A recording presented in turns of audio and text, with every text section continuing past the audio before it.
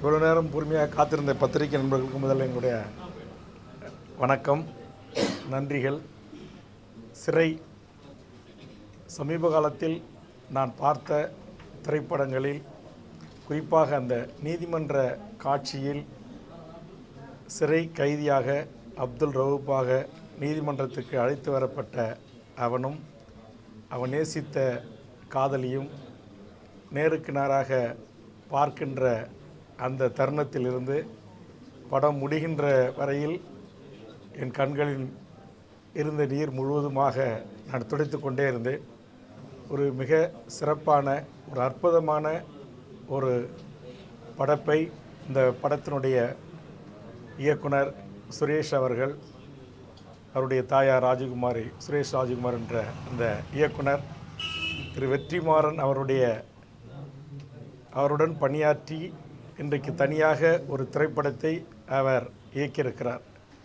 இது ஒரு முதல் படம் இயக்கியது போலே தெரியவில்லை. படத்தின் தொடக்கத்திலிருந்து படம் முடிகின்ற வரையில் மிக நேர்த்தியாக, மிக அழகாக கதை களத்தை அவர் நகர்த்தியிருக்கிறார். எந்த இடத்திலும் ஒரு ஆபாசம் இல்லை, ஒரு அருவருக்கத்தக்க வசனம் இல்லை. குறிப்பாக இன்றைக்கு இந்தியாவில் மதத்தின் பெயரால் மக்களை எப்படி பிளவுபடுத்துகிறார்கள் என்பதை கூட ஒரே ஒரு காவல் உதவி ஆய்வாளருடைய அந்த சொல்லின் ஊடாக, தமிழீழ மண்ணில் கொத்து கொத்தாக நம் தொப்புள் கொடி உறவுகள் அங்கு சிங்கள பௌத்த பேரினவாதத்தால் படுகொலை செய்யப்பட்ட போது தமிழ்நாட்டில் முதலில் தன் உயிரை தந்திட்டவன் பெரம்பலூர் மாவட்டத்தைச் சேர்ந்த அப்துல் ரவூப். அவருடைய பெயரை சொல்லி அந்த உதவி ஆய்வாளர் நானும் ஒரு முஸ்லீம் தான் என்று சொல்லுகின்ற போது அடுத்த வரி சொல்லுகிறார், நான் ஒரு தமிழன், நான் ஒரு இந்தியன் என்று. ஆக இந்த மண்ணில் வாழ்கின்ற எமது இஸ்லாமிய உறவுகள், அவர்கள் அந்நிய தேசத்திலிருந்து இந்த மண்ணுக்கு வந்தவர்கள் அல்ல, இந்த மண்ணின் பூர்வீக குடிகள். அவர்கள் ஏற்றுக்கொண்ட இஸ்லாம் என்கிற ஒரு மார்க்கத்தை வைத்து இங்கு அவர்களை தீவிரவாதிகளாகவும் பயங்கரவாதிகளாகவும் சித்தகரித்து மதத்தின் பெயரால் மக்களை பிளவுபடுத்துகிற சக்திகளுக்கு ஒரு சரியான சாட்டை அடி அந்த ஒரு வார்த்தைகள். அதற்கு பிறகு நீதிபதியாக நீதிமன்றத்தில் அமர்ந்திருக்கக்கூடிய அந்த நீதி அரசர் அவர்கள் மக்கள் நீதிபதியாக என் கண்முன் விரிந்தார். சமீபத்தில் கூட இது போன்ற அடித்தளத்தில் இருக்கிற ஒடுக்கப்பட்ட மக்களுக்காக நீதி வழங்கி தண்டிக்கப்பட்டிருக்கிற செம்மல் என் கண்முன் வந்தார்.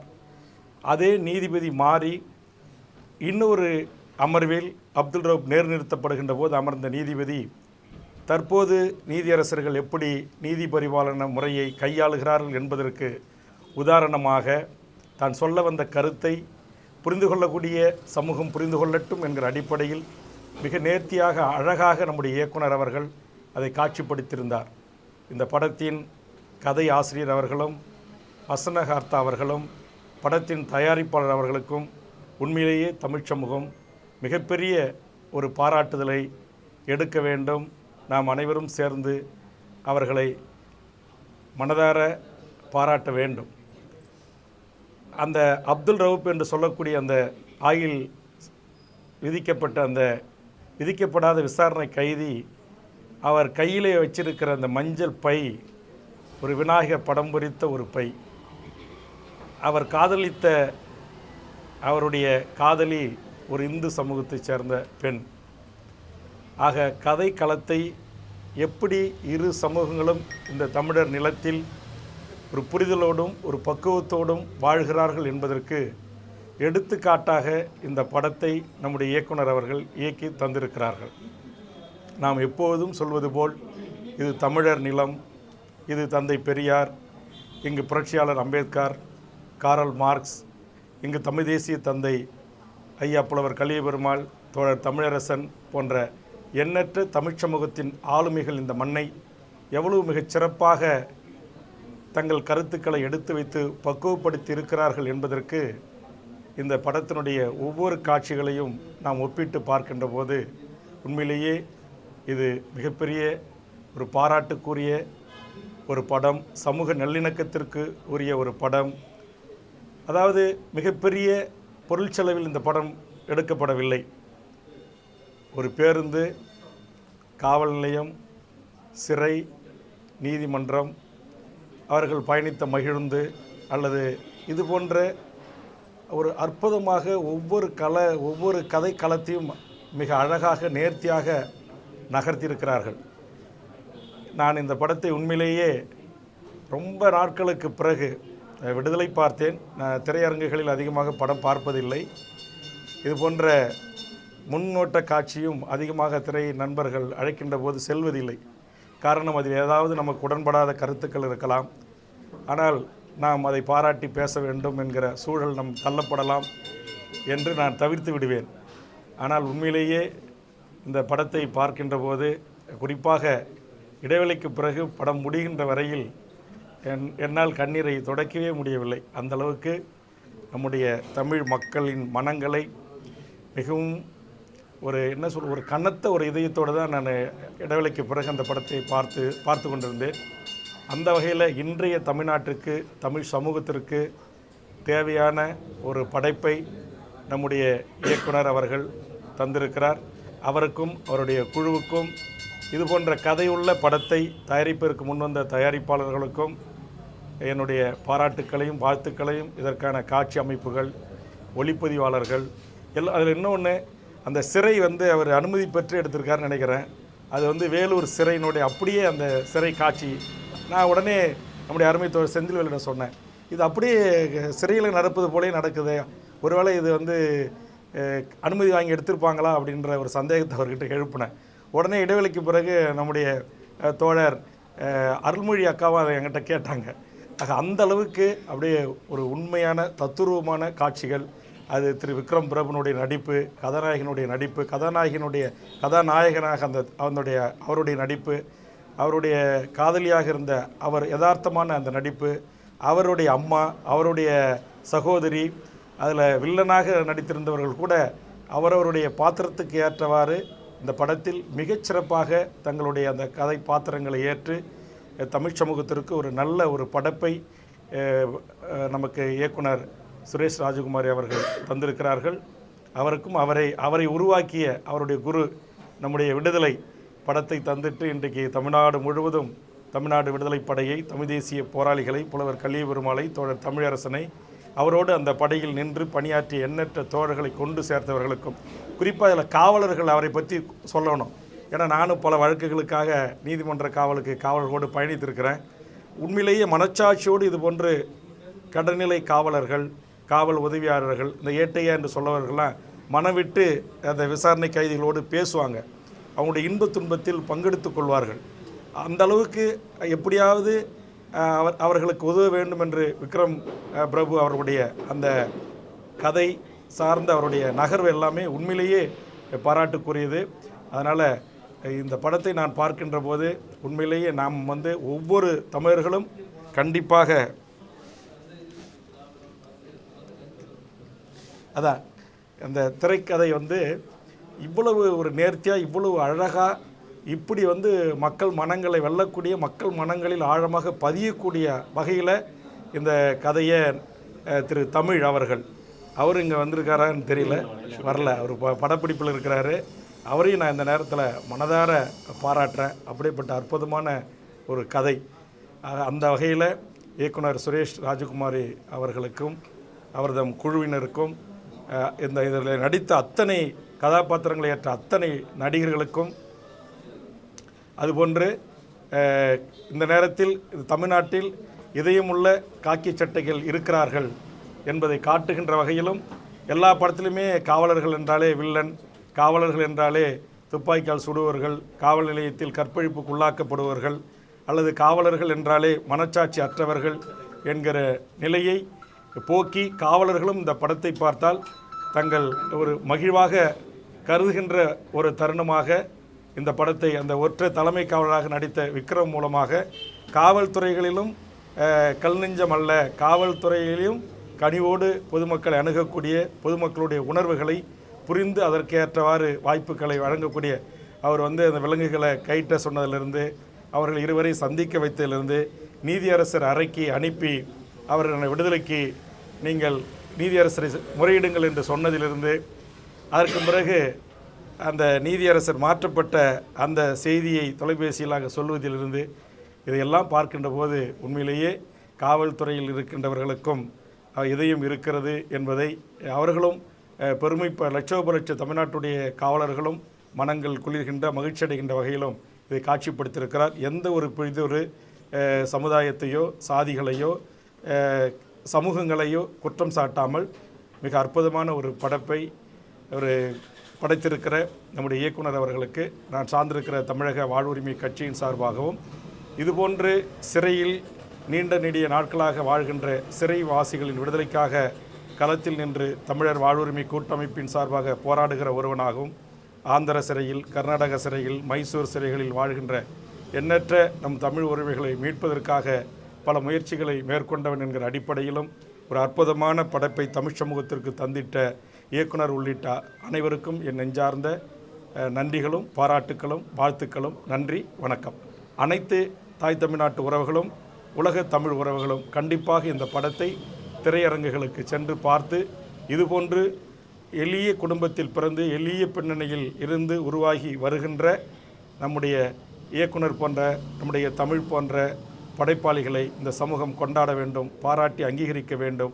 அதனால் திரையரங்குகளுக்கு சென்று இந்த படத்தை பாருங்கள் என்று வேண்டுகோள் வைத்து வாழ்த்துக்களை தெரிவித்து நிறைவு செய்கிறேன். நன்றி, வணக்கம். இயக்குனர் சுரேஷ் ராஜகுமார் இயக்கத்தில் என்னுடைய இனிய நண்பர் தமிழ் அவர்களுடைய திரைக்கதையில் வெளியாக இருக்கக்கூடிய சிறை திரைப்படத்தை இன்றைக்கு நண்பர்களோடு பார்க்கக்கூடிய ஒரு வாய்ப்பு. மிக சிறப்பானதொரு திரைக்காவியத்தை படைத்திருக்கிறார்கள். சிந்தையில் அதிகார அகந்தை இருப்பவர்களை விடுதலை செய்வதற்கான ஒரு கலைப்படைப்பாக இது வெளியாகி இருக்கிறது. இன்றைய தமிழ்நாட்டினுடைய சூழலில் இந்த திரைப்படம் மிக முக்கியமானதொரு பேசுபொருளை வைத்திருக்கிறது. இந்த திரைப்படத்தை பற்றி நான் சொல்லி தெரிஞ்சுக்கிறத விட நீங்கள் அவசியம் இந்த திரைப்படத்தை திரையில் வந்து பாருங்கள், உங்களுக்கு புரியும். இந்த திரைப்படத்தில் ஒரே ஒரு காட்சி, அது தமிழ் சமூகத்திற்கு இன்றைக்கு என்ன தேவை என்பதை உணர்த்தியிருக்கக்கூடிய காட்சி. கதாநாயகன் ஒரு இஸ்லாமியன், கதாநாயகி ஒரு ஹிந்து பெண். இவர்கள் இருவருக்கும் இடையில் ஒரு காவல்துறை அதிகாரி, அவர் கடவுள் நம்பிக்கை இல்லாதவர், இறை மறுப்பாளர். ஒரு காட்சி, அந்த பக்கம் அந்த ஹிந்து பொண்ணு இந்த இஸ்லாமிய இளைஞனுக்காக ஹிந்து சாமியை கும்பிட்டுருப்பா, இந்த பக்கம் அந்த இஸ்லாமிய இளைஞன் தொழுகை செஞ்சிட்ருப்பான் அந்த ஹிந்து பொண்ணோட சேரணுங்கிறதுக்காக. இந்த இருவருக்கும் நடுவில் பாலமாக இறை மறுப்பாளர்கள், கடவுள் மறுப்பாளர், பெரியாரிய சிந்தனையாளராக அந்த படத்தில் அந்த காவல்துறை அதிகாரியாக விக்ரம் பிரபு இருப்பார். இதான் இன்றைக்கி தமிழ்நாட்டில் ஹிந்துக்களுக்கும் இஸ்லாமியர்களுக்கும் இடையில் மத நல்லிணக்கத்திற்கு பாலமாக இறை மறுப்பாளர்கள், கடவுள் நம்பிக்கை அற்றவர்கள், பெரியாரிஸ்டுகள் இருந்து கொண்டிருக்கிறார்கள். இதை ஒரு காட்சியில் மிக துல்லியமாக விளக்கி இருக்கக்கூடிய திரைப்படம் சிறை. ஆக சிறந்த படைப்பு. இன்னும் காட்சியாக விவரிப்பதற்கு அவ்வளவு விடயங்கள் இந்த திரைப்படத்தில் இருக்கின்றன. நீங்கள் அதை திரையில் கண்டு மகிழ்வதே பொருத்தமாக இருக்கும். குழுவினருக்கு என்னுடைய வாழ்த்துக்கள். நன்றி. ஆரம்ப காலத்தில் பார்க்கும்போது மக்களுக்கு நல்ல கருத்துக்களையும் நல்ல நெறிமுறைகளையும் செயல்பாட்டுகளையும் அடையாளமாக ஆதாரமாக முன்னிலைப்படுத்தும். இதுதான் கலைத்துறையுடைய பங்களிப்பு. கலைத்துறை சார்ந்தவர்களும் ஒரு பத்திரிகைக்காரர்கள் தான். அப்படிதான் கலைத்துறை முன்னிலைப்படுத்தி வந்தது. அப்படிப்பட்ட சூழ்நிலையில் கலைத்துறை இந்த சமுதாயத்தை பழுது பார்க்கும் களமாக இல்லாமல் பொழுதுபோக்கும் களமாக இருக்கக்கூடிய சூழ்நிலையில் சுரேஷ் அவர்கள் இந்த படத்தை எடுத்து உண்மையை பேசியுள்ளார், உண்மையை உறக்க பேசியுள்ளார். இவர் எதை பேசியுள்ளார், எப்படி பேசியுள்ளார் என்றால் உண்மையை பேச தொடங்கியுள்ளார், ஆரம்பித்துள்ளார். இனி கலைத்துறை சார்ந்தவர்கள் உண்மையை பேசுவார்கள். எத்தனை உண்மைகள் மறைக்கப்பட்டிருந்தாலும் உண்மைகள் பேசும்போது ஒரு பயம், ஒரு அச்சம், உணர்வுகள் இருக்கும். அந்த உணர்வுகளை தகர்த்தெறிந்து இனி யார் வேண்டுமானாலும் உண்மையை பேசலாம், உண்மையை சொல்லலாம் என்ற நிலைக்கு உயர்த்தப்பட்டிருக்கிறார். ஆகவே இவரை பார்க்கும்போது நமக்கு பெருமையாக இருக்கின்றது. கலைத்துறை எவ்வளவு தூய்மையான துறை என்பதை இன்னும் உணர்த்துகின்றது. ஆகவே கலைத்துறை பற்றி பல விமர்சனங்கள் இருந்தாலும் கலைத்துறையில் எப்படியும் சாதிக்க முடியும், எப்படியும் சாதனை கொண்டு வர முடியும், உண்மையை உறக்க சொல்ல முடியும், எளிய மக்களின் குரலாக இருக்க முடியும் என்பது ஒரு பத்திரிகையாளர்கள் என்ற அடிப்படையில் இருப்பார்களோ அதே போல ஒரு இயக்குனர் பத்திரிகையாளரை விட பல மடங்கு உயர்ந்து ஒரு கருத்தை ஓங்கி சொல்லியுள்ளார். ஆகவே இந்த படத்தை பற்றி நான் சொல்ல வேண்டிய அவசியமில்லை.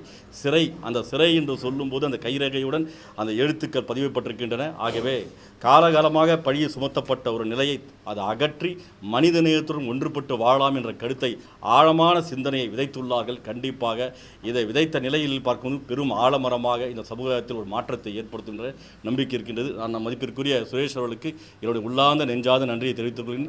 இவரை போன்ற இன்னும் பல இயக்குநர்கள் உருவாக வேண்டும் என்ற நிலையில் கண்டிப்பாக நாடு மிகப்பெரிய நாடாக இருக்கும். சாதி மதம் இனத்திற்கு அப்பாற்பட்டு ஒன்றுபட்டு வாழக்கூடிய நிலைக்கு ஒரு உயர்வான சிந்தையை உருவாக்கும் என்பதை நான் மனப்பூர்வமாக வாழ்த்தி வரவேற்கிறேன். நன்றி சுரேஷ். தமிழ் சமுதாயத்தினுடைய நீண்டகால எதிர்பார்ப்பு ஒரு திரைப்படமாக விரிந்திருக்கின்றது. இந்த படத்தை சிறை என்று சொல்வதை விட கலையுலகத்திற்கு புதிதாக முளைத்திருக்கின்ற சிறகு என்று சொல்லலாம். இந்த படத்தினுடைய கதாநாயகன் அப்துல், கதாநாயகி கலை. அப்துல், கலை இருவரை வைத்து சொல்லப்பட்ட இந்த கதையின் வாயிலாக பல்லாயிரக்கணக்கான அப்துல்களை பற்றி அறிந்து கொள்ள முடிகின்றது. 5 ஆண்டு கால விசாரணை கைதி வாழ்க்கை எவ்வளவு துயரமானது என்பதை ஒவ்வொருவருடைய கண்ணீரில் இந்த கதையை எழுதியிருக்கிறார்கள். திரையில் படம் இருந்தாலும் கண்ணீர் திரை அதை மறைக்கும் அளவுக்கு உள்ளத்தை உருக்கும் வகையில் எழுதியிருக்கிறார்கள் என்று சொன்னால் 16 ஆண்டுகள், 20 ஆண்டுகள், 25 ஆண்டுகள் எல்லாம் சிறையிலே விசாரணை கைதிகள் வதைப்பட்டு கொண்டிருக்கிறார்கள்.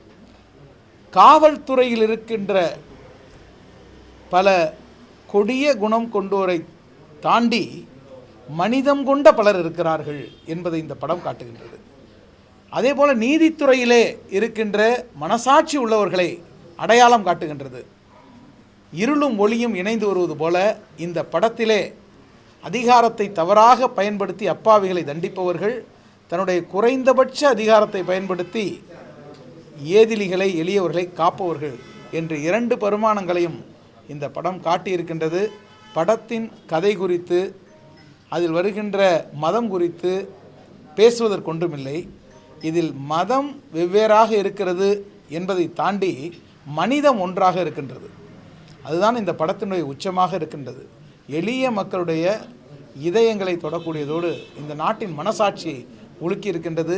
இந்த படத்தை பார்த்துவிட்டு லவ் ஜிஹாதுக்கு ஆதரவாக படம் எடுத்து விட்டார் என்று சிலர் சொல்லக்கூடும்.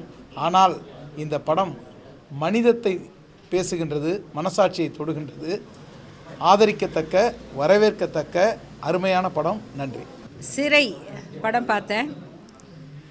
நான் பொதுவாக தமிழ்நாட்டு மக்கள் சினிமா பார்க்குற மாதிரி படம் பார்த்தா அழுவுறது, சண்டை காட்சி வந்தால் காதை முடிக்கிறது, அப்புறம் எதுக்கு இவ்வளோ சோகமாக படம் எடுத்து வச்சுருக்காங்க அப்படின்னு ரொம்ப வருத்தப்படுறது, அந்த மாதிரியான ஒரு சினிமா பார்க்குற பழக்கமுள்ள ஆள் தான். அதே மாதிரி சிறை படத்தையும் பயந்துக்கிட்டு தான் பார்த்தேன். ஏன்னா முதல்ல சிறை, அப்புறம் அதில் இருக்கிற ஒரு ஸ்ட்ரிக்ட் போலீஸ் ஆஃபீஸர், ஆனால் அவர் ரொம்ப நல்லவர். அவருடைய அதிகாரத்தை கொஞ்சம் எளியவர்களுக்காகவும் பயன்படுத்துகிறாரு. ஆனால் மற்ற எல்லா படத்துலையும் இருக்க மாதிரி அவர் காசுக்கு லஞ்சம் கொடுக்க மாட்டார், வாங்க மாட்டார், அதுக்காக சண்டை போடுவார், அப்படியெல்லாம் இல்லை.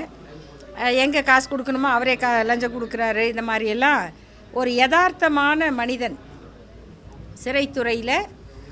அது அவர் ஆர்ம்ட் ரிசர்வ் போலீஸு. அவர் ஒரு சிறைச்சாலை கைதியை கூட்டிகிட்டு போகிறாரு. வழக்குக்கு அவரை ஆஜர்படுத்தி இந்த வழக்கு விசாரணை தொடங்குற வரைக்கும் அவங்க விசாரணை கைதியாக இருப்பாங்க.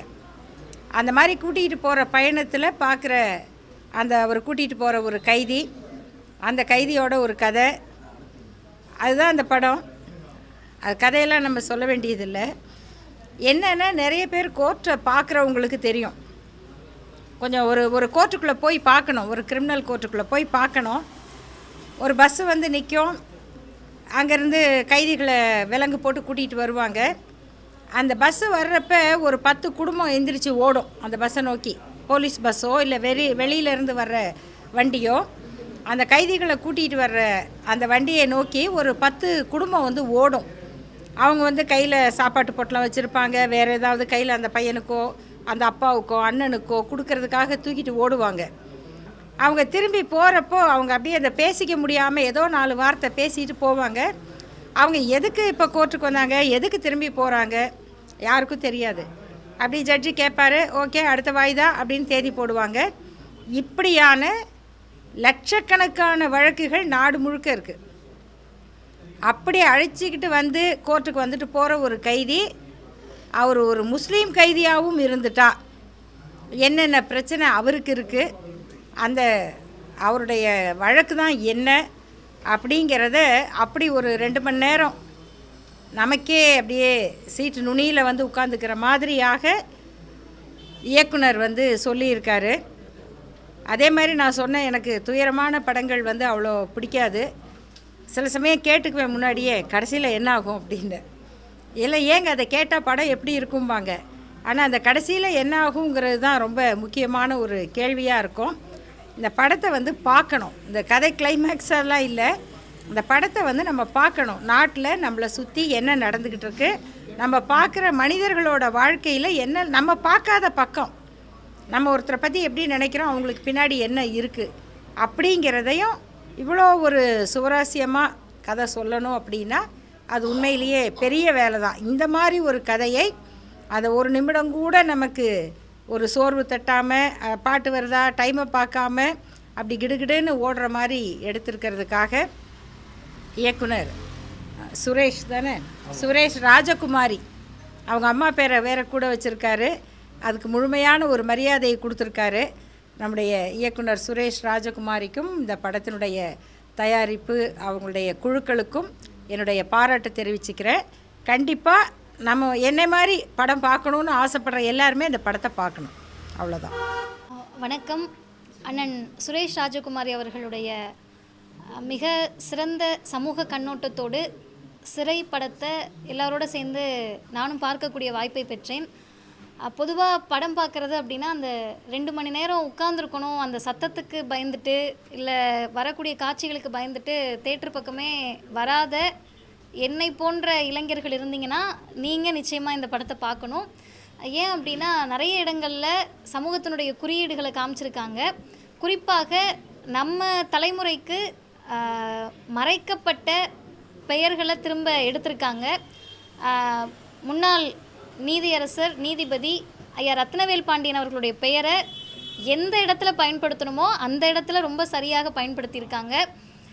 ஒரு பிற்படுத்தப்பட்ட மிகவும் பிற்படுத்தப்பட்ட பட்டியலின சமூகங்களிலிருந்து அதிகாரத்திற்கு வரக்கூடியவர்களுக்கு தான் எளிய மனிதர்களை பற்றிய புரிதல் இருக்கும். ஆண்டாண்டு காலமாக இருக்கக்கூடியவர்களை தாண்டி மக்களிலிருந்து ஒருவர் அதிகாரத்துக்கு வரப்போ அவங்களுடைய சிந்தனை எப்படி இருக்குன்றதை இந்த படத்தில் வெளிப்படுத்தியிருக்காங்க. ரொம்ப நுணுக்கமாக நுட்பமாக பெயர்கள் எல்லாமே தேர்ந்தெடுத்திருக்காங்க. அந்த பெயரில் இதை பார்க்கக்கூடிய நீங்கள் யாராவது ஒருத்தர் கூட இருக்கலாம். அதிகாரத்திற்கு வரக்கூடியவர்கள் முடிஞ்ச அளவுக்கு எளியவர்கள் பக்கம் நிற்கணும் அப்படின்றதையும் சொல்லியிருக்காங்க.